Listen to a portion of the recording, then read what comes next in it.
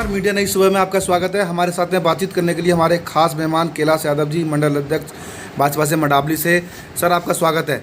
हाल ही में आप देख ही रहे हैं हमारे देश में ये माहौल चल रहा है, हिंदू मुस्लिम सिख ईसाई कहते थे हम सब भाई भाई हैं, कैसा भाई भाई का गला काट रहा है। अभी आपने उदयपुर में देखा, कई जगह हमारे हिंदुस्तान में 3 घटनाएँ हो चुकी हैं। ये रोज़ इस तरह की घटनाएँ घट रही हैं। क्या कहना चाहेंगे, कौन कर रहे हैं ये? विदेशी ताकतें कर रही हैं, तालिबान हो रहा है, तालिबान की तरह हमारे देश में भी हो रहा है। क्या कहना चाहेंगे इस पर आप? देखिए, देश में तो भाईचारा है, ऐसा नहीं है कि भाईचारा नहीं है।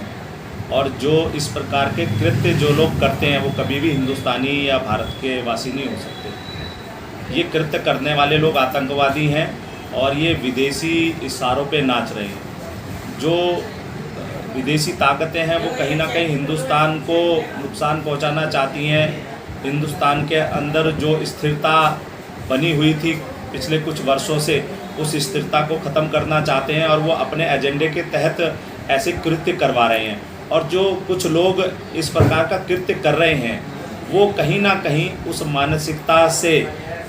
मानसिकता से जुड़े हुए हैं जो इस्लामिक एजेंडा सेट करती है, तालिबानी एजेंडा सेट करती है।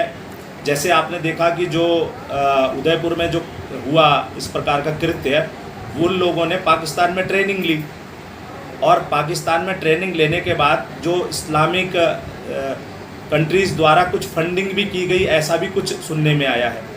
तो जो लोग इस प्रकार से इस्लामिक एजेंडे को चलाते हैं, हिंदुस्तान को नुकसान पहुंचाना चाहते हैं, वो ऐसे लोगों को बहला फुसला करके और इस प्रकार के कृत्य करवाते हैं। क्या ऐसा तो नहीं है कि भारत के लोगों को डराने के लिए, दहशत फैलाने के लिए सब किया जा रहा है? नहीं, ये तो है, बिल्कुल है।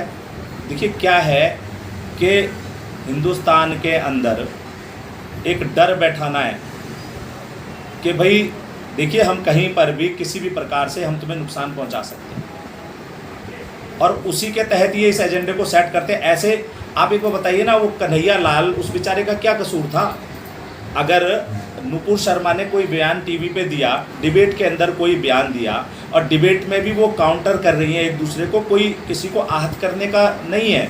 लेकिन अगर नुपुर ने कोई बयान दिया और उसके बदले बेचारे उस व्यक्ति को मार दिया जाए, जिस व्यक्ति का परिवार है, बच्चे हैं, उसका तो कोई कसूर ही नहीं है। देश में कोई भी अभी कोई भी अगर कोई इस्लामिक देश कोई सी चीज़ को फॉलो करता है और उसको हमारे हिंदुस्तान के लोग अगर उसको अप्रिशिएट कर देते हैं या उसको आगे बढ़ा देते हैं, तो क्या हिंदुओं को चाहिए कि उन लोगों को मारना शुरू कर दें? आप बताइए ना।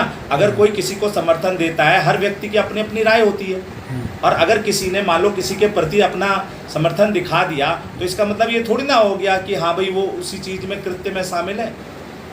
और उसको इस प्रकार से घृणित तरीके से मार देना, ये तो कहीं की इंसानियत नहीं है, ये तो आतंकवाद है। और ऐसे कृत्य करने वालों को तो बिल्कुल क्षमा नहीं करनी चाहिए। ऐसे कृत्य करने वालों को हिंदुस्तान में क्या, पूरे वर्ल्ड में कहीं पर भी स्थान नहीं होना चाहिए, तुरंत उनको सजा देनी चाहिए। ये संसार में धर्म की लड़ाई जो चल रही है, हमने देखा है, कई सारे ऐसे वीडियो देखे हैं हमने कई सारे देशों में, जो हिंदुओं के देवी देवताओं को, जिनकी पूजा करते हैं भगवानों की, वो तस्वीरें फेंकी जा रही हैं, तोड़ी जा रही हैं। आज तक कभी किसी हिंदू ने तो इस तरीके से किसी का गला नहीं काटा, किसी को टिप्पणी नहीं की, किसी को कुछ जवाब नहीं दिया।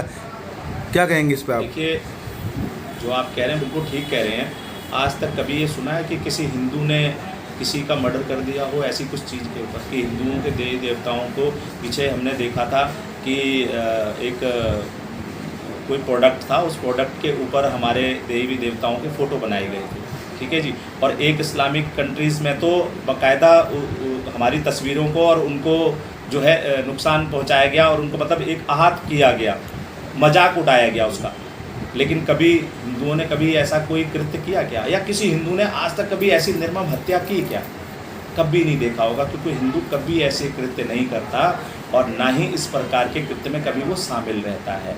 लेकिन कुछ हमारे देश में रहने वाले हमारे मुस्लिम भाई हैं जो कहीं ना कहीं दूसरों के भड़कावे में आ जाते हैं और वो अपने कौम का, समाज का भी नुकसान करते हैं और अपने देश का भी नुकसान करते हैं। और मैं इसके लिए सबसे अधिक अगर दोषी मानता हूं तो पिछली सरकारें जो रही हैं, और इसके लिए सबसे ज़्यादा दोषी जो हैं वो यहाँ के मदरसे हैं।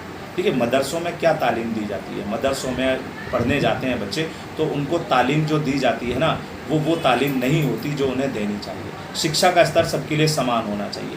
जैसे हिंदुस्तान के अंदर बच्चे स्कूल में पढ़ने जाते हैं, उसी प्रकार से मदरसों में बच्चे ना जाकर स्कूलों में शिक्षा लेने जाएं, तो कॉमन समान शिक्षा सबको मिले। और एजुकेशन सबसे ज़्यादा ज़रूरी है। अगर एजुकेशन सही होगी और इनके बच्चों को एजुकेशन ठीक दी जाएगी, तो शायद वो आगे ऐसे कृत्यों में शामिल ना हो। उन्हें अच्छा और बुरा समझने में समय लगेगा। इसलिए ऐसी आवश्यकता सरकार को है कि वो ये जो मदरसे जो चल रहे हैं, इन मदरसों को तत्काल प्रभाव से बंद कराया जाए। और जो विदेशी फंडिंग इनको होती है, जो विदेशी फंड इनको मिलता है, वो विदेशी फंड भी तत्काल में बंद किया जाए। और ऐसे कृत्य करने वालों को कठोर से कठोर सज़ा मिलनी चाहिए। हिंदुस्तान में तो ऐसी जगह इनको मिलनी नहीं चाहिए। एक चीज़ और है कि हिंदुस्तान में एक चीज़ और करनी चाहिए कि देखिए कैसे बाहर से ये यहाँ आ जाते हैं और कैसे यहाँ रह लेते हैं। कहीं ना कहीं हमारी जो इंटेलिजेंस है वो कहीं ना कहीं फेलियर है, या फिर हमारे देश में रहने वाले लोग उनको सपोर्ट करते हैं। बिना सपोर्ट के वो यहाँ नहीं आ सकते, बिना सपोर्ट के वो यहाँ अपना एजेंडा नहीं चला सकते। तो कहीं ना कहीं हमारे देश के हमारे लोग उनको सपोर्ट करते हैं, तो वो देश से भी गद्दारी करते हैं और इस प्रकार के कृत्य होते हैं, उससे पूरा देश बदनाम होता है। तो ज़रूरी है कि हम लोगों को सतर्क रहना चाहिए, आपस में भाईचारा बना के रहना चाहिए। और ऐसा एजेंडा चलाने वाला कोई भी व्यक्ति हो तो हिंदू और मुस्लिम, सिख, ईसाई चारों को मिल करके ऐसे लोगों को पकड़ करके सज़ा देनी चाहिए, ताकि वो समाज में भेदभाव पैदा ना कर सकें, एक दूसरे के प्रति वैमनस्य पैदा ना कर सकें।